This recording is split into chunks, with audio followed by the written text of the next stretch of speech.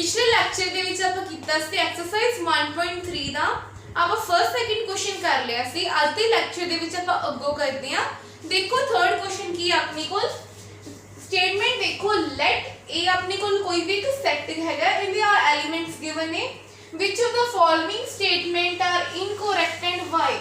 ये ਜਿਹੜੀ ਆਪਾਂ ਨੂੰ स्टेटमेंट ਦਿੱਤੀਆਂ ਇਹ ਦੱਸਣਾ ਆਪਾਂ ਸਹੀ ਹੈ ਕਿ गलत है ਤੇ क्यों रीजन भी देना है बिकॉज ਇੱਥੇ ਕੀ ਲਿਖਿਆ व्हाई एंड रीजन भी देना ਆਪਾਂ ਇਹਦਾ।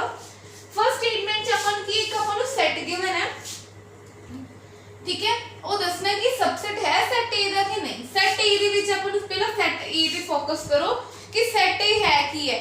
अगर अपने क्लियर है ताई क्वेश्चंस होंगे अपने सेट ए है। देखो ये एलिमेंट्स केड़े 1 2 3 4 एंड 5। देखो इस सेट दी टोटल 4 एलिमेंट्स ने 1 2 3 4 जेड़ा आ नहीं हैगा एक खुद एक सबसेट की तरह सॉरी खुद एक एलिमेंट की तरह काम करूंगा क्योंकि इधरली साइड भी आ करली ब्रेसेस लगी है मींस एक सेट है ते सेट दे एलिमेंट्स ने इकट्ठे ज्वाइन करके इसलिए ये सेट दी टोटल कितने एलिमेंट होंगे 4।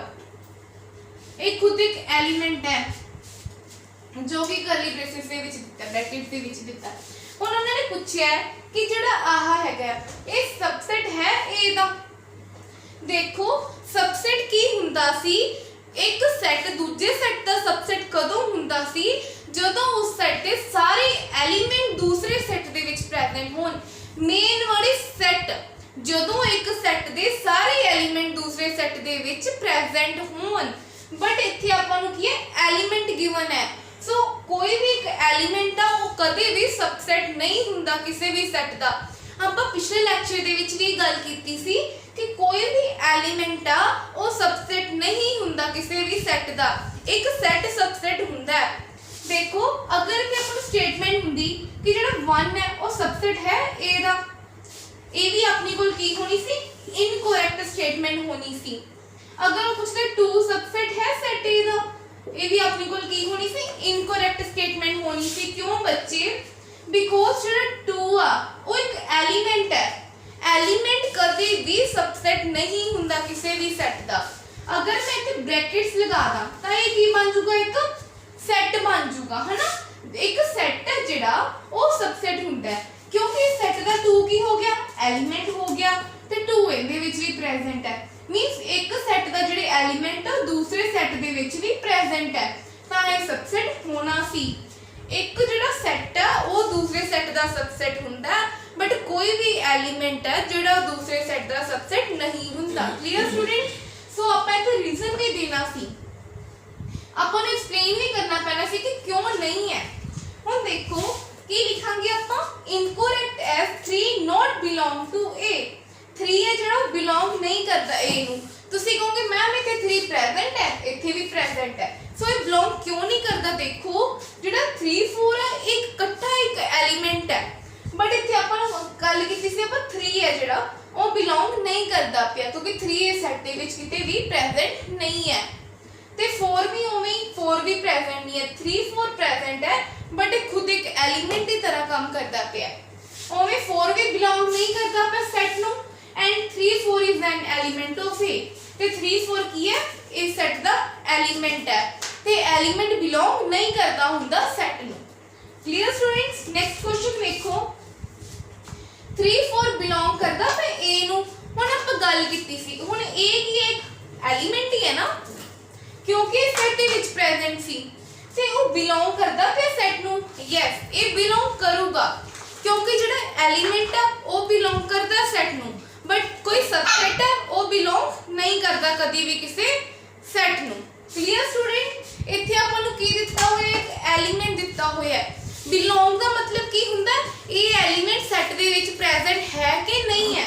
हुन जेड़ा एलिमेंट की होगा अपने को सेट दे विच 3 4 प्रेजेंट है ये अपने को की है एलिमेंट है। हुन कोई भी जेड़ा एलिमेंट आ वो बिलोंग करता हुंदा किसी भी सेट नु मींस वो सेट दे विच प्रेजेंट हुंदा है। हुन जेड़ा 3 4 है वो भी सेट दे विच प्रेजेंट है मींस ये बिलोंग करदा पिया सेट नु। तां करके की लिखना correct as 3 4 is an element of ए।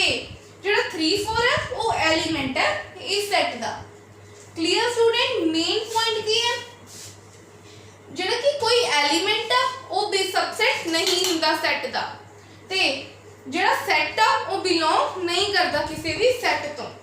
सो देखो बच्चे हुण आपां देखदे हां थर्ड क्वेश्चन मैं रब कर दी है स्पेस घट है तां करके आपां नूं स्टेटमेंट का पता लग ही गई है। बच्चे देखो नैक्सट अपने कोल क्वेश्चन 3 दा पार्ट 3 हुण देखो इहदे विच आपां नूं की किया इहदे विच आ मैं तुहानूं की दस्सिया सी कि इहदे विच की है 4 एलिमेंट्स ने। हुण अपने कोल स्टेटमेंट की क्या है ये अपने कोल एक सैट है। देखो अगर जो 3 4 इहदे विच प्रेजेंट हुंदा तो एक एलिमेंट की तरह काम करता पूरा ਜਦੋਂ ਇਹਨੇ ਕਰਲੀ ਬ੍ਰੈਕਟ ਲੱਗ ਜਾਂਦੀ ਹੈ ਮੀਨਸ ਇੱਕ ਕੀ ਬਣ ਜਾਂਦਾ ਸੈਟ ਹੈ ਨਾ ਇੱਕ ਸੈਟ ਬਣ ਜਾਂਦਾ। ਹੁਣ ਜਦੋਂ ਆਹਾਂ ਇੱਕ ਸੈਟ ਹੈ ਮੈਂ ਤੁਹਾਨੂੰ ਕੀ ਦੱਸਿਆ ਸੀ ਕੋਈ ਵੀ ਸੈਟ ਆ ਉਹ ਸਬਸੈਟ ਹੁੰਦਾ ਦੂਸਰੇ ਸੈਟ ਦਾ ਅਗਰ ਉਹਦੇ ਜਿਹੜੇ ਐਲੀਮੈਂਟ ਉਹ ਦੂਸਰੇ ਸੈਟ ਦੇ ਵਿੱਚ ਪ੍ਰੈਜ਼ੈਂਟ ਹੋਣ ਹੈ ਨਾ। ਹੁਣ ਜਿਹੜੇ 3 4 ਹੈ ਐਲੀਮੈਂਟ ਹੈਗਾ ਹੈ ਨਾ ਮੀਨਸ ਜਿਹੜੇ ਇਹਦੇ ਐਲੀਮੈਂਟਸ ਨੇ ਉਹ ਇਸ ਸੈਟ ਦੇ ਵਿੱਚ ਵੀ ਪ੍ਰੈਜ਼ੈਂਟ ਹੈ ਸੈਟ A ਦੇ। ਸੋ ਇਹ ਕੀ ਹੋਊਗਾ सबसेट ਹੋਊਗਾ correct as this is मतलब 3 4 है ਜਿਹੜਾ ਉਹ ਬਿਲੋਂਗ ਕਰਦਾ ਪਿਆ A ਨੂੰ ਮੀਨਸ ਇਹਦੇ ਐਲੀਮੈਂਟ ਹੈ ਜਿਹੜੇ ਉਹ ਪ੍ਰੈਜ਼ੈਂਟ ਨੇ A ਦੇ ਵਿੱਚ ਐਂਡ 3 4 ਬਿਲੋਂਗ ਕਰਦਾ ਪਿਆ ਇਸ ਸੈਟ ਨੂੰ ਵੀ ਕਿਉਂਕਿ ਆਪਣੇ ਕੋਲ ਸੈਟ ਗਿਵਨ ਹੈ ਤੇ ਇਹਦੇ ਐਲੀਮੈਂਟ A ਦੇ ਵਿੱਚ ਪ੍ਰੈਜ਼ੈਂਟ ਹੈ ਸੋ ਇਹ सबसेट ਹੋਊਗਾ।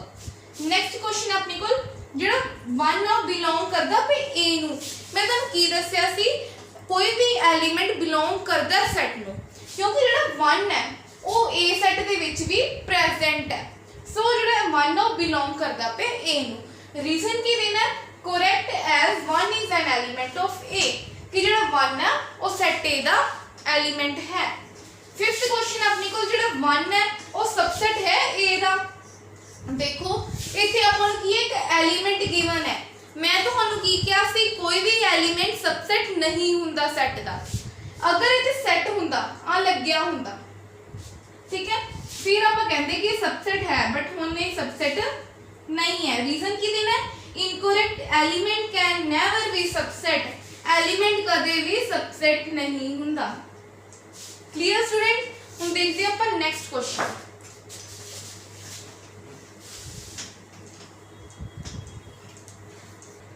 ਹੁਣ ਆਪਾਂ ਦੇਖਦੇ ਹਾਂ क्वेश्चन नंबर 6 है अपनी कोल थर्ड पार्ट ਦਾ अपनी कोल एक ਜਿਹੜਾ ਕੀ ਇੱਕ ਸੈਟ ਦਿੱਤਾ ਉਹਦੇ ਐਲੀਮੈਂਟ ਕੀ 1 2 5 ਉਹ सबसेट है A ਦਾ। ਮੈਂ ਕੀ ਕਿਹਾ ਸੀ ਕੋਈ ਸੈਟ सबसेट ਹੁੰਦਾ ਦੂਸਰੇ ਸੈਟ ਦਾ ਜਦੋਂ ਉਸ ਸੈਟ ਦੇ ਸਾਰੇ ਐਲੀਮੈਂਟ ਪ੍ਰੈਜ਼ੈਂਟ ਹੁੰਦੇ ਦੂਸਰੇ ਸੈਟ ਦੇ ਵਿੱਚ।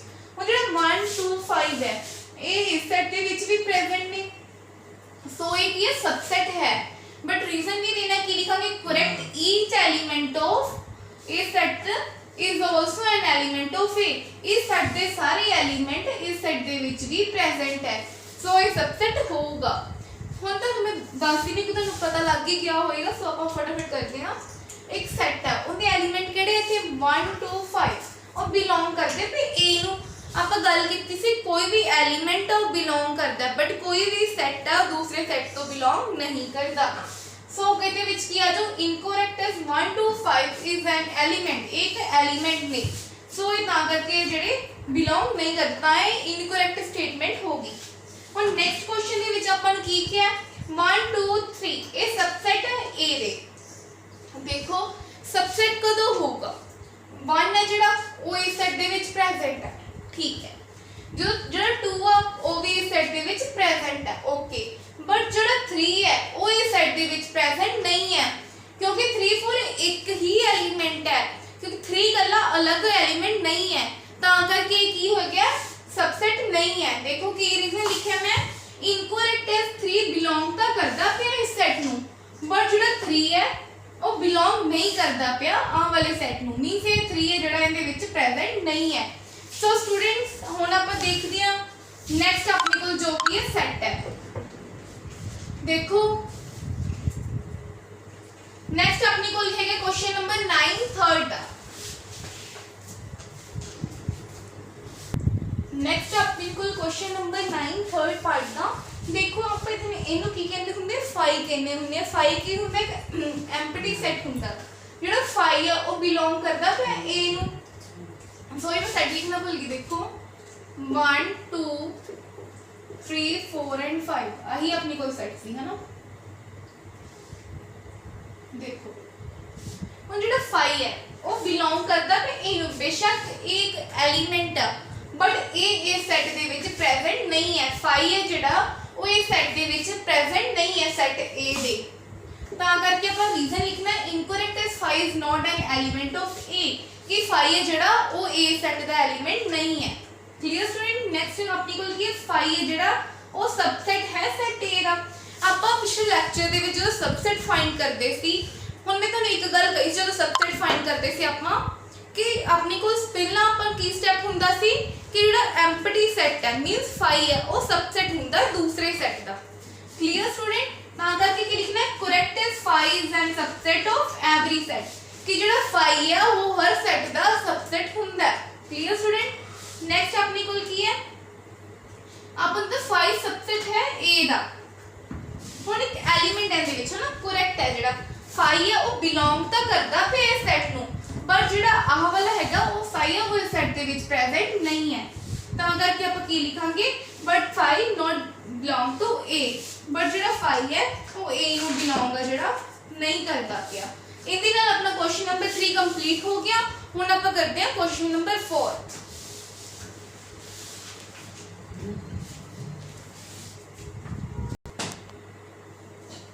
नेक्स्ट अपनी कोल क्वेश्चन नंबर 4 इहदे स्टेटमेंट च अपन की क्या write down all the subset of the following set इहदे विच अपन नु की क्या इन्हां ने अपन नु इहदे सेट गिवन होगा अपन दे पॉसिबल सबसेट बनाने हैं ठीक है अपन इहदे सबसेट बनाने हैं अपनी कोल फर्स्ट की है सेट ए एलिमेंट मैं पिछले लेक्चर में सबसेट करना सिखाया सी आज उनके रिलेटेड ही एक्सरसाइज दे क्वेश्चन है देखो आप सबसेट का पहला फार्मूला हुंदा सी एक 2 रेज़ टू पावर n इनु पर ट्रिक भी कहंदे सी है ना n की हुंदा सी where n is number of elements कि कितने एलिमेंट्स ने सेट दे विच ਆਪਾਂ ਨੂੰ ਹੁਣੀ ਤੇ ਪਤਾ ਇਹ ਇੱਕ ਸਿੰਗਲਟਨ ਸੈਟ ਹੈ ਇਹ ਵੀ ਆਪਾਂ ਪੜਿਆ 1.2 ਦੀ ਬੇਸਿਕਸ ਇੰਟਰੋਡਕਸ਼ਨ ਦੇ ਵਿੱਚ ਸਿੰਗਲਟਨ ਸੈਟ ਕੀ ਹੁੰਦਾ ਸੀ ਜਿੰਦੇ ਵਿੱਚ ਸਿਰਫ ਇੱਕ ਹੀ ਐਲੀਮੈਂਟ ਪ੍ਰੈਜ਼ੈਂਟ ਹੁੰਦਾ ਸੀ ਹਨਾ ਬੱਚੇ ਹੁਣ ਦੇਖੋ ਇਹਦੇ ਵਿੱਚ ਆਪਾਂ ਨੂੰ ਐਲੀਮੈਂਟ ਕਿੰਨੇ ਗਿਵਨ ਨੇ 1 2 रेज़ टू पावर 1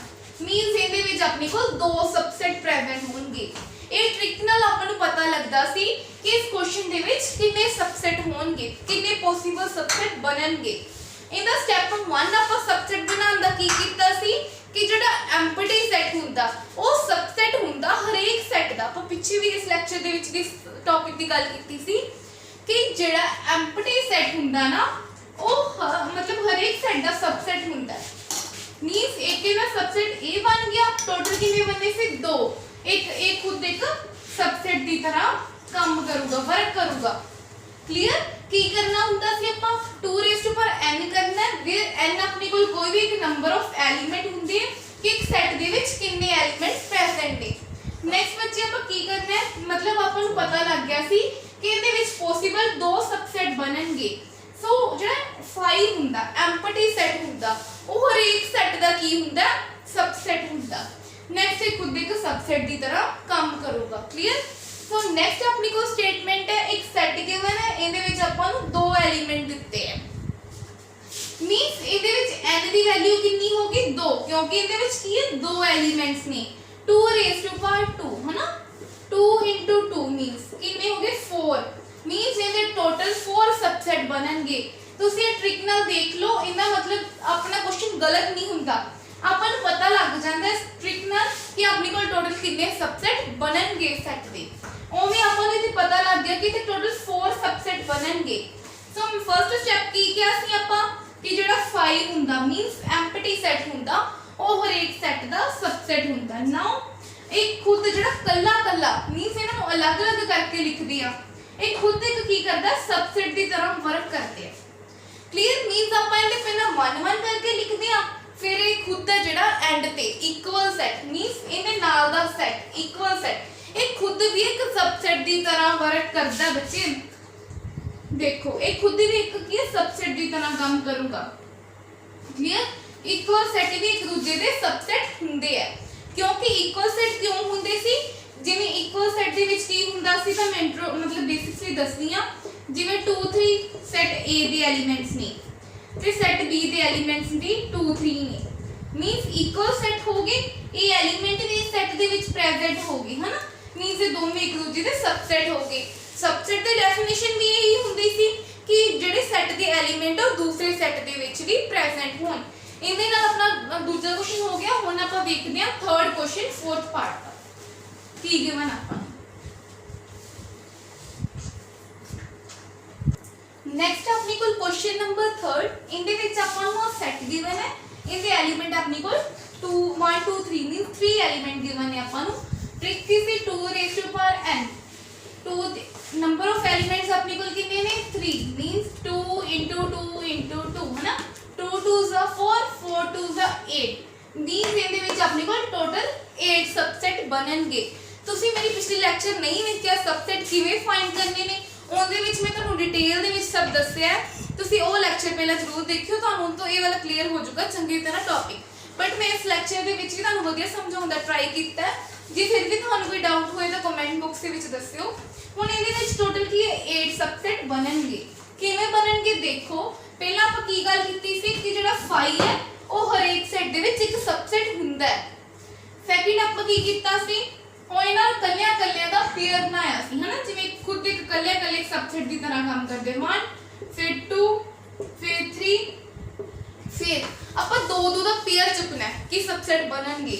ਉਵੇਂ ਜਿਵੇਂ 1 2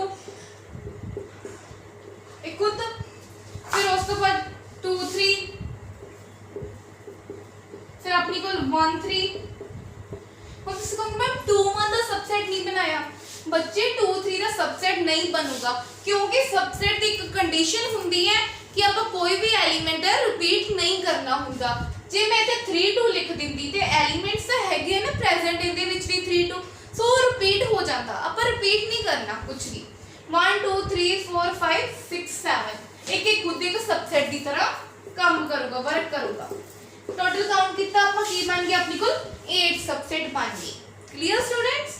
नेक्स्ट ਆਪਾਂ ਦੇਖਦੇ ਹਾਂ 5 ਆਪਾਂ ਨੂੰ 5 ਇੱਕ ਦਿੱਤਾ ਹੈ ਤੁਸੀਂ ਇੱਥੇ ਲਿਖ ਲਿਓ ਇੱਥੇ ਲਿਖ ਵੀ ਸਕਦੇ ਹੋ सबसेट ऑफ 1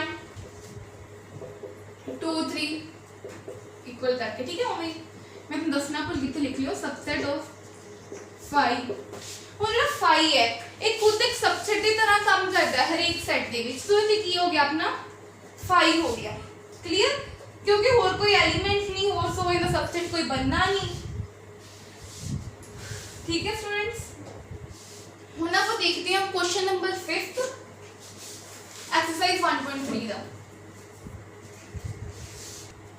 नेक्स्ट बच्चे अपने को क्वेश्चन नंबर 5th है एक्सरसाइज ਦਾ।